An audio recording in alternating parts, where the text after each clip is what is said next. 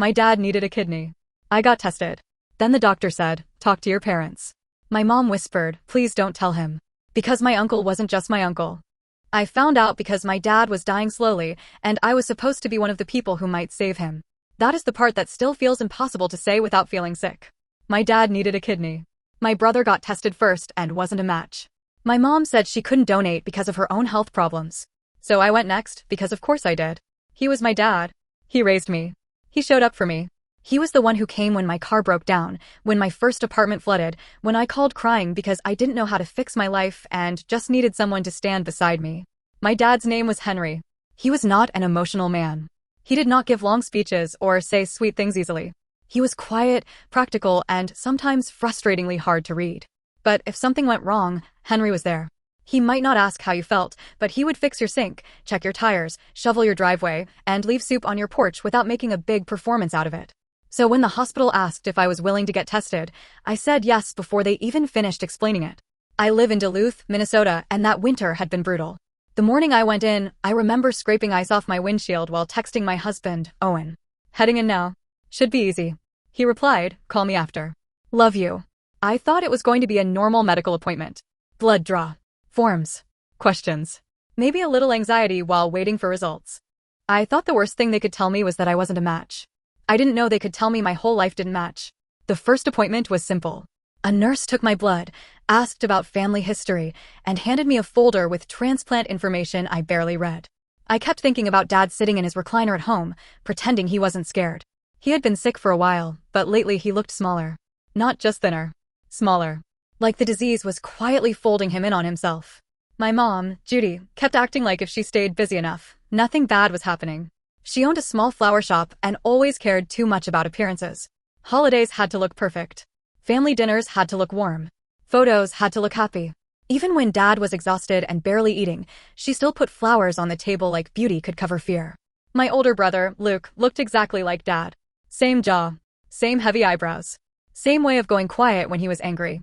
Growing up, people always said Luke was Dad's copy. I looked like nobody. That had always been the family joke. Luke belonged in every family photo. I looked like someone had dropped me into the frame from a different house. I had darker hair than Mom, green eyes no one else seemed to have, and a sharper face that didn't match either side. Mom always said I took after the women in her family, but no one ever said which woman. I never cared that much. Families are weird. Genetics skip around. I didn't sit around building a mystery out of my own face. Then the hospital called. Not with results. Not with a simple yes or no. They asked me to come in and speak with someone. That was when my stomach dropped. I sat in a small office with a doctor and a transplant coordinator, and I could tell something was wrong from the way they looked at me. Careful. Too careful. Like they were trying to place a glass down without making a sound. The doctor talked about markers, compatibility, and unexpected results. Then he said something about family relationship inconsistencies. I stared at him. I don't know what that means, I said. He paused. Then he said, sometimes testing like this can reveal sensitive family information. It may be best to speak with your parents before moving forward. My mouth went dry. Are you telling me my dad isn't my dad? He did not say yes. That was somehow worse. He said they could not interpret more than what was medically relevant. He said they had counseling resources. He said these things were delicate. I stopped hearing him. I remember walking to the parking lot and forgetting where I parked. I pressed my key fob 3 times before realizing I was standing near the wrong row of cars. Then I sat behind the wheel and stared through the windshield while snow gathered on the glass. My first thought was that the hospital made a mistake. A lab mix-up.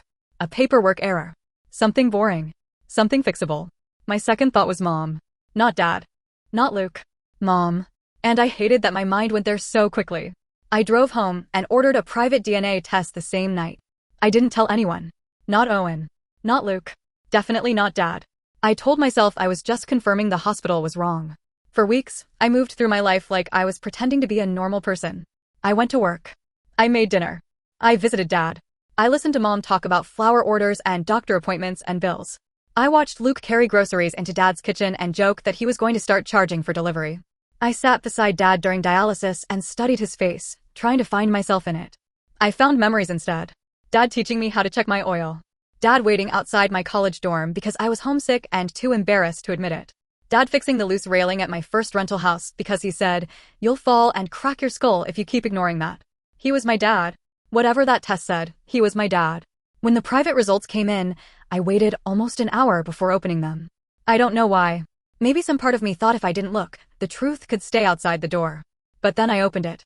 The closest match was Peter. My uncle. Not my blood uncle. My Aunt Beth's husband. The man I had called Uncle Peter my entire life. I stared at his name until it stopped looking like a name and became a whole opening under my feet. Uncle Peter was at every Christmas. Every cookout. Every graduation. He was the loud one who brought too much beer and made jokes that everyone politely tolerated. He called me kiddo sometimes, which I hated because Dad called me that too. He gave me cash when I graduated high school and said I was the smart one. He hugged me at my wedding and told Owen, "Take care of our girl." Our girl. At the time, I thought it was just family talk. Now it felt disgusting. I printed the results because I knew if I tried explaining it from my phone, Mom would interrupt me or deny it or make me feel crazy. I put the papers on my kitchen table and called her. "Can you come over?" She sighed like I had asked her to carry furniture. "Right now? I'm closing the shop." "Yes, right now." She must have heard something in my voice because she stopped complaining. When she arrived, she still had her coat on and her purse tucked under her arm. She looked around my kitchen like she expected bad news about Dad. What happened? I didn't ease into it. I didn't know how. I pointed at the papers and said, "Is Peter my father?" Her face changed before she said a word. That was the worst part. If she had looked confused, if she had laughed, if she had gotten angry, maybe I could have held on to one more second of denial. But her face just collapsed. Like a lie she had been balancing for 30 years finally slipped out of her hands. She sat down slowly. Then she whispered, "Who told you?" Not, "What are you talking about?" Not, "That's insane." "Who told you?" I felt something in me go cold. I said, "So it's true." She started crying. But it was not the kind of crying that made me want to comfort her. It was panic crying. Defensive crying. Crying because she had been caught, not because I had been hurt. She said it happened during a terrible time in her life. Dad had been working long hours. Peter had been around because Beth was helping Mom with Luke when he was little. She said she felt alone. She said Peter listened. She said it was a mistake. I asked once. She cried harder. That answered me.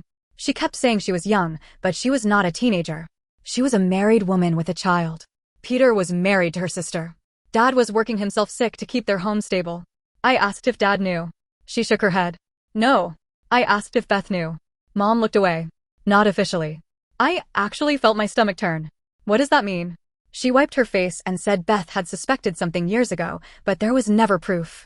She said Beth chose peace for the family. Peace. I wanted to laugh. Not because it was funny, but because it was such a pretty word for cowardice. Then Mom reached across the table and grabbed my hands. "You cannot tell your father." I pulled away. She said Dad was sick. He was fragile. He could not handle it. It would destroy him. It would destroy Luke. It would destroy Beth. It would destroy everyone. I said, "It already destroyed me." She looked at me with wet eyes and said, "You're strong." That sentence broke something in me. You're strong. Like that meant I could carry it. Like that meant they could drop 30 years of filth into my arms and expect me to smile at Thanksgiving. I asked if Peter knew. She closed her eyes. That was another yes. So Peter knew he was my father? She said he had suspected when I was little. Then she confirmed it during some argument years later. She said they agreed it was better to leave things alone. Better for who? Not Dad. Not Beth. Not me. Better for them. I told her to leave. She cried harder and said, "Please, Grace. Please don't make this worse." I said, "You made it worse before I was even born." After she left, I sat on the kitchen floor with the papers beside me. Owen came home and found me there. I tried to explain, but the words came out in pieces. Kidney testing. DNA. Peter. Mom knew. Dad didn't. Owen just sat on the floor with me. He didn't rush me. He didn't ask stupid questions. He listened until I had nothing left. Then he said, "Your dad deserves to know." I knew he was right. But knowing something is right and doing it are not the same. In my head, I saw Dad in his recliner, pale and tired, still texting me reminders about snow tires. I saw his hands shaking when he tried to open a bottle of water. I saw him pretending he was okay because he didn't want us scared. How was I supposed to walk into that house and say, "By the way, your wife betrayed you with your brother-in-law, and the daughter you raised is not biologically yours"? People online act like truth is always clean. It is not. Sometimes truth feels like choosing where to place the knife. So I waited. I avoided family dinners. I made excuses. I visited Dad when Mom was working. I ignored Peter's calls when his name showed up on my phone. I stopped answering texts from Beth because looking at her name made me feel guilty, even though I had done nothing. Then Peter called from a number I didn't recognize. I answered because I thought it might be the hospital. His voice came through low and careful. "Grace. It's Peter." I froze. I should have hung up. Instead, I stood in my laundry room holding a basket of towels like I had been caught doing something wrong. He said, "Your mother told me you know." No apology. No shock. "No, I'm sorry you found out this way." Just that. Like I had discovered a scheduling issue. I said, "How long have you known?" He sighed. I wasn't sure at first. That's not what I asked. He went quiet. Then he said he had known since I was a toddler. He said I looked too much like his mother when I was young. He said Mom confirmed it later during a fight. He said they decided the kindest thing was to leave it alone. Kindest. I gripped the basket so hard my fingers hurt. "You came to my birthdays." "I know." "You sat beside my dad at Thanksgiving." "I know." "You watched him raise me." His voice cracked a little. I thought staying away emotionally was the best thing. I almost laughed. Staying away emotionally. This man had been in the room for my entire life. He ate cake at my birthday parties. He gave me graduation money. He hugged me at my wedding. He stood beside my father while knowing he had helped steal the truth from him. Then he said the real reason he called. He had health problems too. Not as serious as Dad's, but serious enough that he had started getting his affairs in order. He wanted to include me in his will. But to do that, his lawyer needed me to sign paperwork acknowledging the biological relationship. Privately, he said. Quietly. No drama. I said, "You want me to legally confirm you're my father without telling the man who raised me?" He said, "I'm trying to do right by you." I said, "No. You're trying to buy a cleaner ending." He didn't respond. I hung up. A week later, Mom came to my house without asking. She looked exhausted, but I had no room left to feel sorry for her. She said Peter was willing to leave me money. Real money. She said I should think practically. She said Dad could never leave me anything like that. She said I had a mortgage, bills, and a future to consider. I just stared at her. Then she said the thing I will never forget. "Henry doesn't have to lose a daughter just because you gained another father." I told her to get out. She looked shocked, like I was the cruel one. I said it again. "Get out." She left crying. I didn't talk to her for nearly 2 months. During that time, I kept visiting Dad. I brought him soup. I drove him to appointments. I sat beside him while machines did what his body couldn't. Every time I tried to tell him, the words died in my throat. He would ask, "You okay, kiddo?" And I would lie. "Yeah, just tired." I hated myself for it. Then Beth called. I almost didn't answer. Beth had always been kind to me in a quiet way. She cooked for every family gathering, packed leftovers into containers, and never made herself the center of anything. She had this tired softness about her, like life had taught her not to ask too many questions. She asked if I would meet her for coffee. I said yes, even though my whole body wanted to say no. We met at a small coffee shop near the lake. She was already there when I arrived, sitting near the window with both hands around her cup. She looked older than I remembered. I sat down, and before I could speak, she said, "I know why you haven't been coming around." My chest tightened. I asked, "Did you know?" She looked down. I knew enough to be afraid of being right. That sentence hit me harder than I expected. She told me she had suspected it when I was little. Not because of one thing, but because of 100 small things. The way Peter watched me too closely sometimes. The way Mom became defensive if Beth mentioned my eyes. The way family conversations shifted whenever timelines came up. She said she asked Peter once, years ago. He denied it. She asked Mom. Mom cried and said Beth was jealous and sick for even thinking something like that. Beth said everyone made her feel cruel for asking questions. She had 2 children, no money of her own back then, and a house full of people telling her not to embarrass the family. So she swallowed it. Then she looked at me and said, "I am so sorry they made you part of it." That was the first apology that felt like it belonged to me. Not an apology for being caught. Not an apology wrapped in excuses. Just sorrow. I cried right there in the coffee shop.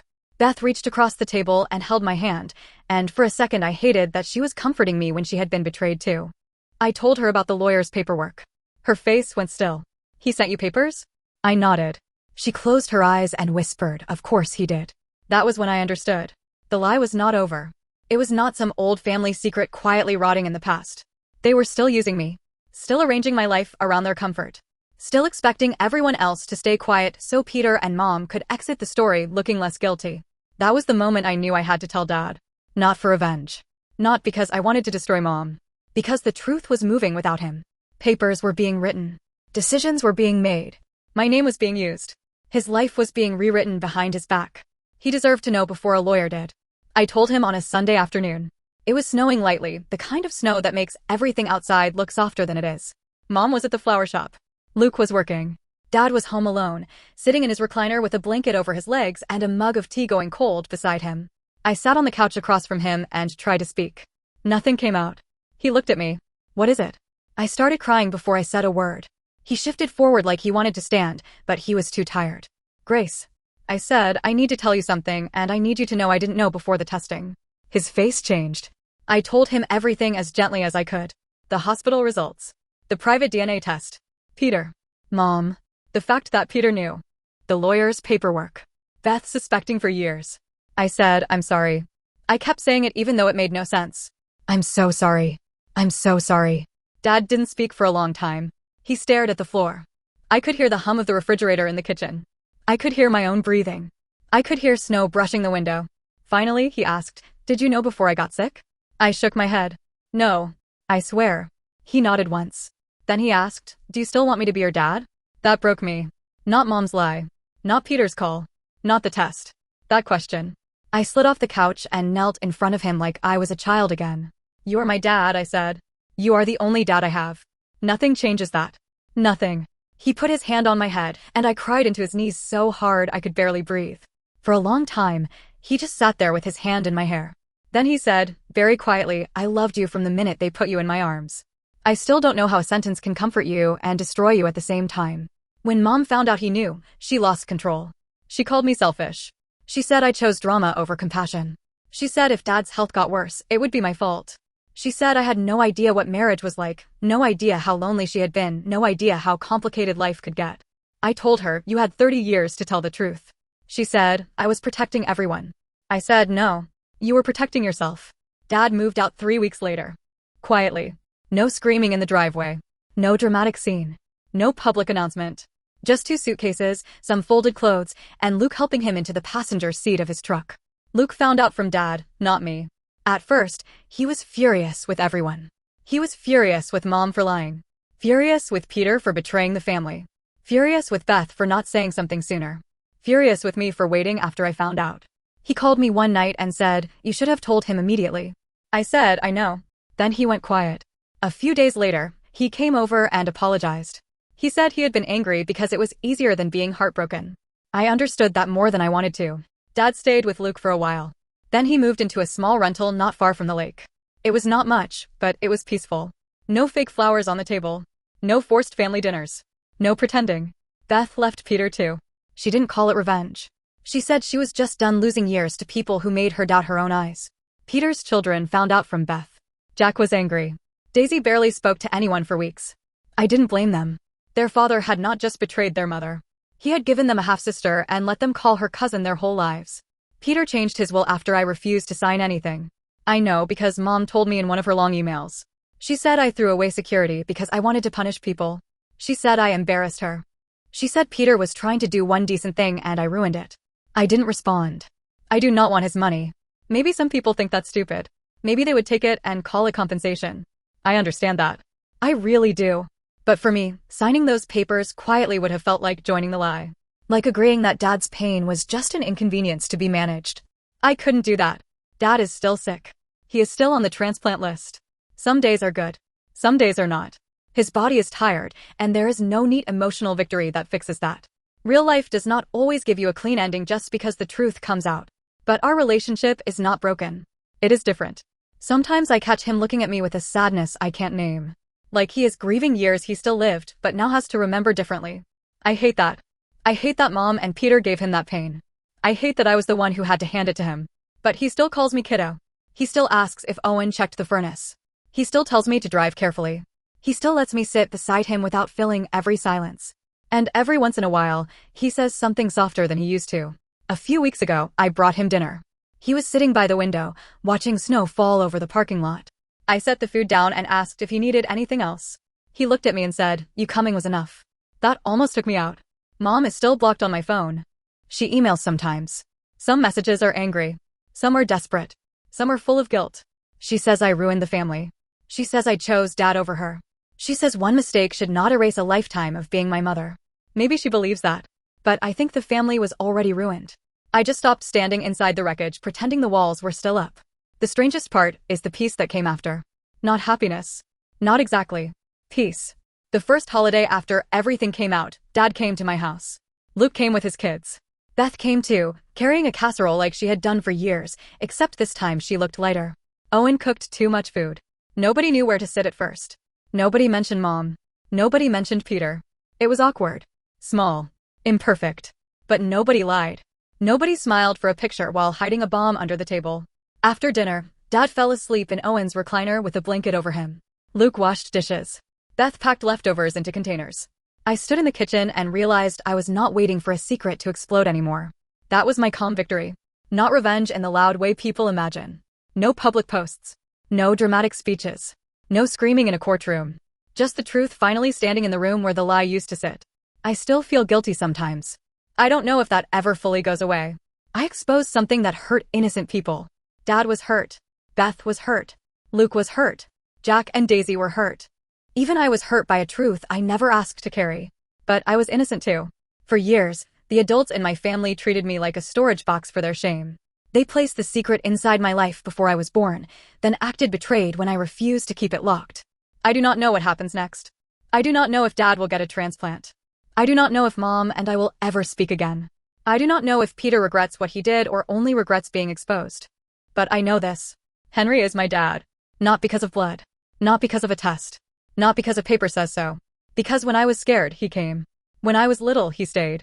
When the truth hurt him, he still asked if I wanted him. And I did. I always will. So was I wrong for telling my sick dad the truth, knowing it would destroy my mother's marriage, expose my uncle, and blow up the whole family?